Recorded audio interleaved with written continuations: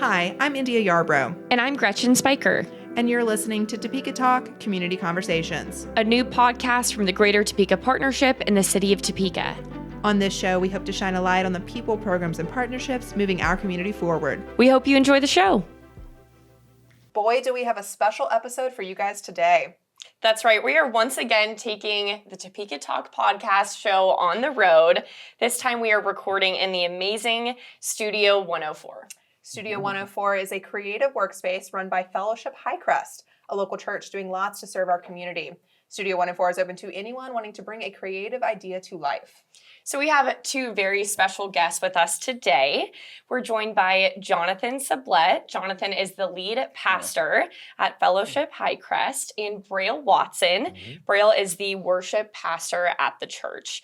So not only are we going to chat with them today about this amazing space that they've branded for Topeka Talk, which is so cool for us, but they're here to share with us the details of a project that aims to lower hurdles for growth and innovation in Topeka. So Braille, Jonathan, welcome to the Topeka Talk podcast, and thank you for the hospitality. Thank you, ladies, for having us on. Yeah. This is fantastic. So exciting. Yes, we're so happy to have you guys. So, let's dive right into the conversation. And, before we reveal some of the details of this new project that's on the horizon, and that's really what our episode is going to focus on today, I'd love to learn a little bit more about the space we are in right now. Could you talk a little bit about what Studio 104 is, how it came together, and what it offers the community? Sure, I can do that. Studio 104 is a fully functioning audio-visual podcast studio. And the creation of the studio was really a natural one. So I was an international recording artist. I mentor artists and did vocal lessons and things like that. When I came on full time and we started trying to find me a space, I was like, well, I recorded my last album literally in this room that we're turning into my office.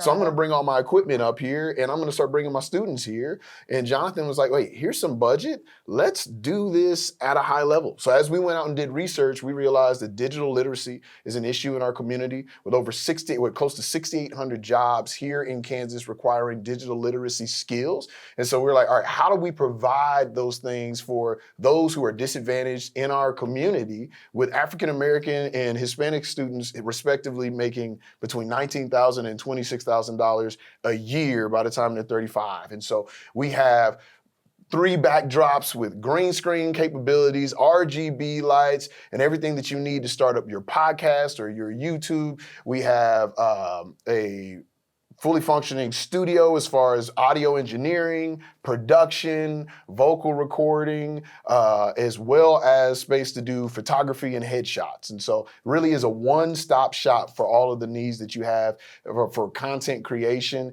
and even for nonprofits to be able to step in and do commercials or things like that for their businesses to get their stories out and have their stories be heard.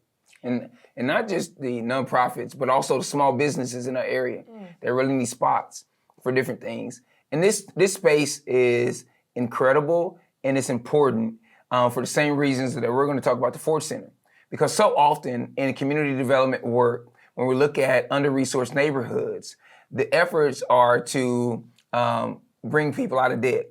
The efforts are to make the playing field level. And I said, that's not our goal. Our goal is not to try to make things even. Our goal is to innovate. Our goal is to change the narrative of what people think is possible out of Hi-Crest, to say we're changing and we're choosing Hi-Crest and changing the narrative of what people think about. This is the New South.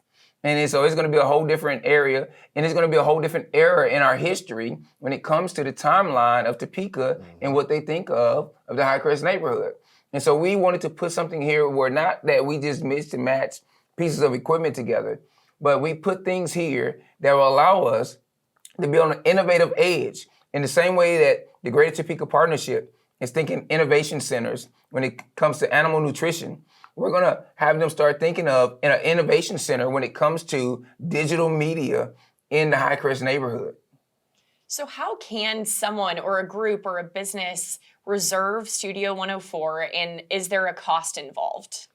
Yes, so fellowshiphighcrest.com Studio 104. So if you go there, you can go out, it'll show you the calendar dates that are actually available here in the studio, and you can book either a vocal lesson or you can book studio without assistance. That means, hey, I know how to use the equipment for the person who just wants to take their stuff to the next level and they just need higher level professional equipment. They can come in and book that. Or for people who want to start out, who are at the beginning levels, like, hey, I'd like to start a YouTube, but I've never done that. I'd like to start a podcast for my business, but I've never done that. They can book studio with assistance, and we have time set aside where either I or one of our experts will come in and work with them during that time to use our equipment and set up and run their new space.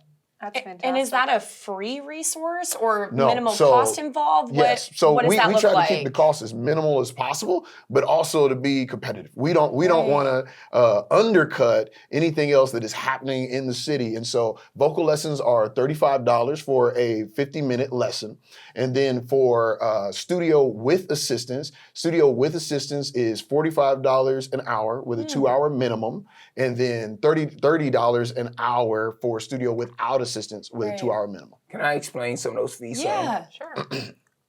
And you'll hear this again. The purpose of the fees is not to put money in our bank account. Mm-hmm. You know that an apple tree is successful, not when an apple tree produces apples, but when you get a whole apple orchard. The 6,800 jobs that Brill spoke about earlier. We want to raise funds through Studio 104 so we can start bringing in experts to train others in the community on not only the in front of the camera skills, but also the things behind the camera, all the post-production, all the editing. We want to give them those skills so that now they can go out and be the great people that they are already. And so we're trying to get those funds so that we can pay the experts to be here to do that training in the programs. That's a part of the vision of this room. But before we can get there, we have to build up the supplies and resources necessary to do it. And so on this side of things, we are renting out the space, and we'll continue to do that because we hope that some of those that we train end up being the production and the producers that work in the room that are now using the skills they've gained through the different programs that we operate out of this building. Full circle, that would be amazing. Absolutely. Well, and I think it's, we're about to dive into Ford Center talk, but I just want to say I think it's so cool to see these different podcast studios and creative spaces popping up throughout Topeka. Because, it's all about, uplifting residents, empowering them to, find their calling. So that's very cool. Yeah, well, part of the reason we asked you guys to be on the podcast today was to talk about a new project Fellowship Hi-Crest is undertaking called the Ford Center. And I understand you're, still in the early stages of kind of bringing this project to fruition, but it sounds like it really could be a game changer for this community and under-resourced areas in the community in particular. Absolutely. So I'd love to kind of dive into all that. Could you give us some insight on how this Ford Center project came to be? I understand it all started with a building donation. Is that right? Yeah, the Brookwood Covenant Church in the Brookwood community, right across the street from the Bishop Center, that 501 or Topeka Public Schools owns and transformed. COVID hit them hard, and they were older congregation. They said, you know what, we fought because they're one of the oldest churches in Topeka, and they saw the work we were doing in the Hi-Crest neighborhood, and they said, we want to finish well, and we feel like finishing well for us would be supplying you with something that could be a part of not only building our legacy, but yours. And my response was no. Really? Yeah, he called me, bro, and my trip, I said no. and my response was no because, one, we love Hi-Crest, and we feel called here. And I'm totally content. I'm not looking for my next job. I'm not looking to do well here so I get a bigger position. The people of Hi-Crest are the best people this side of New Jerusalem. This neighborhood is the best neighborhood that I could ever live in. I'm so happy here. It's my home. And it's my home. It's where I live. It's where I work. It's where I play. And we got a lot of work to do here. We have a 25-year vision for the work to do here. And so when they came with the building, I was just like, hey, that sounds good, but no. And my team was like, you always tell us to stop and pray. you need to do that. And They're like, we're gonna check Throwing it ourselves back really at you. quick. and you need to do that. And I was like, oh, okay. I guess I will. I guess. And we did, and we said, okay. But then we met Nathan and Cassette Morris at a Top 20 Under 40 event. And they are at Topeka First, which is in the same area. And I said, Nathan, do you have a heart to reach your neighborhood with the gospel? And he said, yes. I said, we're not coming then. What we're going to do, I said, what does your neighborhood need? And he started telling us about the needs of the neighborhood. Then we had a follow-up meeting. And we started doing some more research, the same kind of research we did to plan out what SENT, which is a total different organization from Fellowship Hi-Crest, and what Fellowship Hi-Crest would be about. And we did all the research, and we said there was a couple of things that jumped out that we think we can use this center for. Mm-hmm. The Ford Center is going to be an ecosystem of human flourishing, where all the different parties in the building help sustain and build and grow one another, and also produce something that helps the greater community overall. And so that's where it came about. Brookwood ended up donating the church. We're going to turn it into a non-religious space, really, that's owned by the church. And it's going to be something, as we get into it, we'll tell you about all the different parts. Yeah, and I think that's a perfect segue. So talking about your vision for the Ford Center, it sounds like the space would house a variety of resources and, like you said, serve as a hub for people with creative passions, innovation, equity, a space where people can come, work, and learn and try to really build something for themselves. So whether that be a music career or a new restaurant, what is going to be housed in the facility? Okay, I'm going to start Help us off paint here. a picture, yeah. And so right now in Topeka has this budding food truck scene and restaurateurs and different things of that nature. But there's not a commercial kitchen where you can get licensed out of in the city of Topeka right now. And so if you're a young upstart without brick and mortar space, you have no place to get licensed. If you are a food truck, which, hey, two of the top food trucks in the city call Hi-Crest home, Flavor Wagon and Soulfire, both find their home in Hi-Crest. All right, Milk and Honey, one of the best coffee shops, is right here on the edge of Hi-Crest. And so we have these tremendous places, and when they want to cater larger events, but they have the food truck. So you need larger spaces and prep kitchens for that to happen. So one of the things we want to create is a 1,750 square foot kitchen where they are able to share and really lease out and share time. Other entrepreneurs are able to come in and reserve and get licensed out of, and then use that as the base for their catering businesses and different things of that nature. Other food trucks in the city can do the same thing. Places like Milk and Honey can use it as their baking kitchen. Also, we're turning the old chapel that's a part of this space into a classroom space. So now when great chefs like Chef Lamona and some of the others that do the charcuterie classes, they have a space where they can teach from the front. Their students will have places where they can line up. They can have hot plates and different things of that nature and cook and do cooking classes in this space that's going to be renovated for it. Now, that's the first part. Mm-hmm. We have a place where all the offices that were once used, we want to convert those into spaces where maybe mental health therapists can move into. Why? Because the 2021 Q1 JADO report said that the average Shawnee County citizen experiences 4.2 bad mental health days a month and 3.7 bad physical health days a month. So that means that the average Shawnee County employer is losing a month or a week's worth of work time a month from their employees. So we need more spaces that lower the bar for more mental health therapists to come into our community. And then I'm going to skip a part and I'm going to come back to him.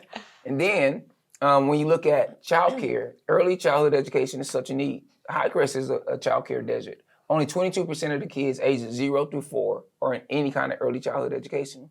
Now, most of our city is not a childcare desert, but certain spots are. So we want to lower the bar for an entrepreneur to come in and be able to open a business. So we just want to get help renovating the space, all the fixed furniture and equipment. And then we want to allow an entrepreneur to come in and just pay rent to help maintain the space. And then they could open up a space for 35 to 38 more children to have early childhood education in our community. Now that's so important because our school district and our teachers are fighting for childcare. They need childcare in order to stay in the workforce and teach our kids. Jardine is right around the corner from that. The Bishop Center is right across the street, across the parking lot from that. So this could be a resource for them also to have a place to drop off their kids while they go to work and different things of that nature. And because the Ford Center is in the Brookwood community, it's kind of central to a lot of people. So a lot of people could use that as childcare, and we can open up some more spaces if we got the help. And then we have the Jordan Performance Hall, and I'll let Brill talk about that some. Yeah. So the Jordan Performance Hall and Red Sea Studios is a 250-seater performance space and recording space. And I'm gonna tell you why this is so important. So I'm a son of Topeka. Grew up here, performed at the Juneteenths, went to all of the fiestas, threw up at the fiestas on the rise. Skip over that. Cut my teeth, got my bachelor's at Washburn University, right? I cut my teeth here. This is my home. Sure. As I was coming up, I was mentored by someone in the community, Tony and Wallace, who put me on his independent record label. And so I started recording my own music. By the time I was 18 and graduated high school, I had my own studio. Went to Washburn, got my degree in classical music, and then I went on to Berklee College of Music, one of the best pop music schools in the entire world, satellite campus in Valencia, Spain, was performing out there and had a deal on the table from Sony Universal. Wow. And I had an opportunity from the best drummer in Spain, who was employed by Paiste and Yamaha at the same time. And he said, you could live with me and you could perform here, we could train up kids, and we could do all this great stuff. And I said, man, that'd be great, but Valencia, Spain is not my home. Mm-hmm. Topeka is my home. So I came back to Topeka. Shortly after coming back to Topeka, I had an opportunity to perform at the Topeka Performing Arts Center. And they asked me to speak about the different things that I had done and how others could do that. And I told them that what I've done is great, but it's not good enough. It's not good enough because the opportunities that I've had, I know that others don't have. And I said on that stage, there's no space between the booby trap where I used to perform when I was in high school and pack it out with 150 people, and the Granada in Lawrence where international artists come and play. There's no space in between. For an artist, you need 1,000 loyal fans to have a sustainable living. There is no space in Topeka where you can start garnering those fans and on a regular basis be able to bring in the right amount of people, but also have the entryway to get there to build up your name and your credibility so that you can start performing in higher venue spaces. So when we saw this opportunity, we said, here's a chance to fill a gap. Here's a chance to work alongside what's happening downtown with the performance spaces that are being innovated and created. Here's an opportunity to work alongside what's happening at Stormont Vale and to create a smaller space where the entryway is low enough where the independent artist, the independent band can come forth and have a place to not only play, but to rehearse, so that the place that you play in sounds the same as the place that you're performing in, that you're practicing the way you want to play, where you can record your performances while you're there. Like artists like Andy McKee, who's a classical, well-known guitarist who's a part of the Jordan Performance Hall steering committee as well, blew up off of a YouTube video, having performances that you can send in order to be able to start your touring career, and then having a space where you can not only record, but be trained on how to work within the studio. Down below where the studio space is, which is up in the loft, which you'll see in these booklets, down in that space, we have a space for affordable music lessons, where people like Andy, where people like myself who do music lessons here in the city can utilize that space and rent out that space so that they can bring in students and teach them what to do. So you go from the place of learning the skill to being able to practice the skill, to being able to share the skill with others, and then being able to document that so that you build your dossier and build up your career. We want to launch entrepreneurs in the entertainment business out of the space. And then we want to work alongside the city of Topeka. Let's bring in comedians into the space. Let's bring in artists who are well known so that we can also improve the tourism. On our committee, we are involving also people from NODO. We're involving people from TPAC so that we work alongside to help build the circuit of Topeka, so that this doesn't just benefit us and just benefit the Brookwood community or under-resourced. We want to benefit the entire city of Topeka and innovate how we do things so that we become an entertainment hub here in the heartland. Yeah. And then when we talk about ecosystem, so we also want to retrofit the gym because there need more spaces for upward sports and Little League sports. So it's a full court gym in the space. Also, there's a need. We have some tremendous wedding venues in the city. But a lot of times they're out of cost for some of our friends and neighbors. So Jordan Performance Hall, the gym, wedding receptions can be used for that. Now, ecosystem.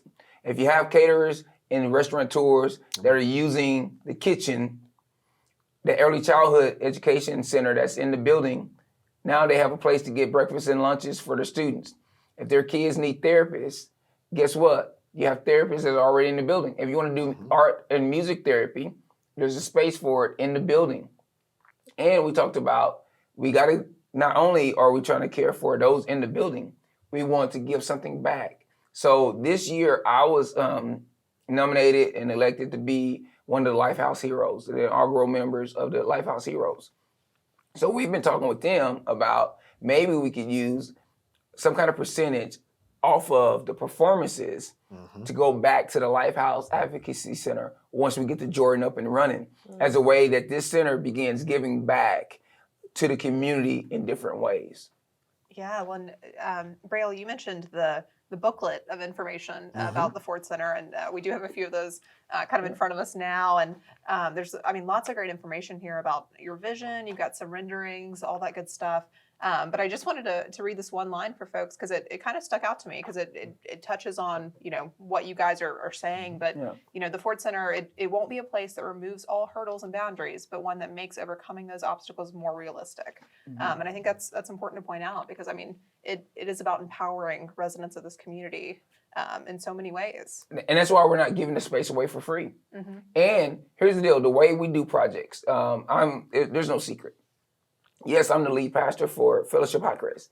And I'm also the founder and chairman of the board for Sent Topeka, which is a non-religious community development nonprofit. When I do projects, I don't go ask for the entire amount. What I ask for is just enough that lowers the hurdle enough where we have to put enough scratch in the game and it becomes sustainable. We're trying to find the right partners to get this thing off the ground. We worked with HTK, which is a tremendous partner in designing the conceptual designs and scenic construction. And now we're trying to find it because for around $2 million, we can totally renovate this space and have all these things going on. We're trying to find the right mix of partners and investors to get this off the ground to where we're not asking for continual checks, but by what goes on in the building, it becomes self-sustaining. And not only self-sustaining for those in the building, but it allows everyone to flourish. And then it gets to the point where we are investing in other opportunities like this for other people. So that's what we're looking for. And that's so important is you want to lower the hurdle. We don't live in a perfect world where you remove all hurdles and it would make us worse anyway, right? Having little kids, they bring home more germs. That's why my voice sounds like this right now, right? But it's good for me to also fight through some things. That's how you build resiliency and muscle. It makes you stronger. And as a city, we need that. We don't need all of our hurdles removed. That's not what LMI communities are asking for. We're just asking for the hurdles to be low enough where we can jump and take that leap in our next step in our journeys. And that's what we believe the Ford Center could be. Yeah. So what are the next steps to make the Ford Center come to life and be a reality? So the next steps are, one, we got to get the right financial backers. We need financial institutions that are willing to work with us also. And then even some people that will help flesh out the business plans for the different areas and the different entrepreneurs who want to be a part of it. So we have this collective and say, this is how it's going to go. We had a conceptual designs. We have estimates. It's only Scenic Construction said, hey, we believe that construction could happen in a 6-month period. We could totally renovate and transform this in a 6-month period and be rolling. And so we want to take it in stages. At some point, if everything gets up and running, the center will need a director. And so Fellowship Hi-Crest does not want to run an early childhood education center. That's not our lane. We don't run a performance hall. That's not our lane. Nope. We don't want to run a commercial kitchen. That is not our lane. What we want to do is we want to help lower hurdles so that those are their lanes can run in them and flourish in them. Providing the opportunity, yeah. And we want to get out of the way. You don't see our name on this. And there's reason. We don't need our name on it. We don't need the credit from it. Yeah. All we want to do is provide opportunities for people to be the full person that God has made them to be, in the full dignity, value, and worth that they always had. Whether they believe like us or not. We want them to have that because we believe they have dignity, value, and worth, whether they believe like us or not. Whether they agree with us or not. That's right. That's what we think of them doesn't matter or depend on what they think of us. We just want to love people. And this opportunity gives that. So we're looking for the right backers to get it off the ground, to get construction started. And just like with a community garden, I learned with community gardens, you know the most important step of a community garden? I don't. Is to get something. Yeah, I'm like. It's to get something in the ground. Even if it's a tomato plant from the store. Yeah. You have to get something in the ground so that people can see something grow and believe that this soil that was once barren can become something fruitful. And that's what we need here with the Ford Center. We need somebody to help us get the seed in the ground and water it so that the seed can become fruitful so that people can start to believe that they can take their next step, that there are places for them to take their next step, and that there are people that are willing to journey with them as they take their next step. Okay, we do have a couple more I think, questions, yeah, so we if probably we want need to pause for just a moment, take a quick break, and then start again. All right. Okay. We'll take a quick break and then we'll be right back with Topeka Talks. Yes. Awesome. Are you interested in podcasting, audio, or visual media and just don't know how to get started or take your content to the next level? Then Studio 104 was built just for you. A fully functioning audio-visual podcast studio, industry-level equipment, and an affordable price to help you make that album you always wanted, start that podcast, or even share the story of how your business is impacting the community. Book your session along with a free consultation today at www.fellowshiphighcrest.com/studio104. And we're back with the Topeka Talk podcast here with Jonathan Sublette and Braille Watson. We've been talking a lot about the Ford Center today and how this will really serve as kind of a launch pad for so many people with great ideas. And it sounds like a lot of the work you're doing and a lot of the work that the Ford Center hopes to accomplish really has a lens for equity. And I was wondering if you could shed some light on some of the kind of specific problems or disparities you hope the Ford Center helps address. I don't know if you have, numbers or like sort of different insight to offer our listeners. We have a lot of data that we pull. But here's the deal when you start looking at this. In the history of our country, when Grandpa saw a little potential on little Johnny, what Grandpa would do is Grandpa would sell a couple of acres of land and send little Johnny to college. Johnny would become the first person in his family to go to college. Johnny would go to college and get this college degree and get this career. And it would totally change his life. And so all of Johnny's kids would go to college. And the trajectory of that family would change. What happens when you don't have land to sell? You don't get that opportunity. That's a part of our history.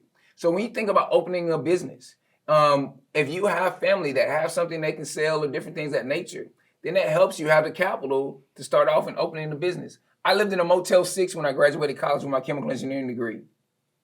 I had to get an advance from my chemical engineering company, and I had to get cosign to get lights on, but I had to get an advance to even get an apartment. I went through college and I had one pair of pants at sometimes. And I started the Dave Ramsey principle, learning about money, doing different things. He said, get $1,000 emergency fund. I said, man, I could sell everything in my apartment and I couldn't raise $1,000. So we have to be able to lower the hurdles, and we have to remember those stories because we want to get to a point where Papa does have acreage to sell for the next generation of their family, but it has to start somewhere. And so it's overcoming those hurdles. It's thinking, Like in our neighborhood right now in Hi-Crest, we are a child care desert, as I said before, a food desert, a transportation desert, a mental health desert, all those different things, desert. And it was through a partnership with the Kansas Children's Cabinet that allowed us to get the capital to buy Scent Prep. We had the money to renovate it, but we didn't have the money to buy it. And now there are kids in our community that have access and availability to early childhood education. We want to supply that to somebody else by saying we want to lower the hurdle by renovating the space and having it ready where you can come in. Now, all the cost of buying a center and renovating it, that's been lowered. Now you just got to run a successful business. That changes the game. Mm-hmm. We're not going to make you a successful star in the music. What we can do is provide a space where you can grow an audience and loyal supporters to have a successful music career, where now you can use your gifting and your talents to have a career. We're not going to remove all the trauma from your life, but we want to give the people who are gifted and talented to help you journey through the trauma in your life where you can be a fully healthy person in every aspect of your being. We want to give you access to that. And we want to lower their overhead so that they can supply you with what you need and still supply for their families. Too often in nonprofit work, we ask people to work for something that can't sustain their lives and care for their families. And so we're saying that the people in this certain group are deserving of help, while the people giving the help are not worthy, or we strip their dignity away. Mm-hmm. We have to stop doing that. We need some different models that's for the health of everyone involved in the ecosystem. That's for the flourishing of everyone involved in the circle. You know, I think so often we think of those of us who have the time and space to think about the needs of others. We often think about rescuing as opposed to investing. I believe that God has already rescued. We don't need to rescue anything. One of my goals in life is to apply God's justice to predatory industry practices. What I mean by that is the entertainment industry is really predatory, and it's a good example, so I'll share that here. When you look at the nation of Israel throughout the Bible, the nation of Israel, they were slaves in Egypt. When they came out of Egypt, God said, I'm going to make you into a nation. The first thing he does is he gives them land. I'm going to give you land. He's going to give them something that they can use to be fruitful, to feed themselves and their families. If you look at the way the music industry works, the first thing that a major label takes away from an artist is their land. They say, hey, we want your publishing, everything that you've written. We want your recordings, all the physical recordings that you've made that you're making money off of. Then we want your likeness. All of the gifts that God has given you that are natural in you, that you have worked to hone and to build and to be fruitful, to take care of you and your family, we now own. And so we may give you a portion back, but we really own your livelihood. Artists often lack the skills and resources to be able to take their next step in their career without selling all of their land.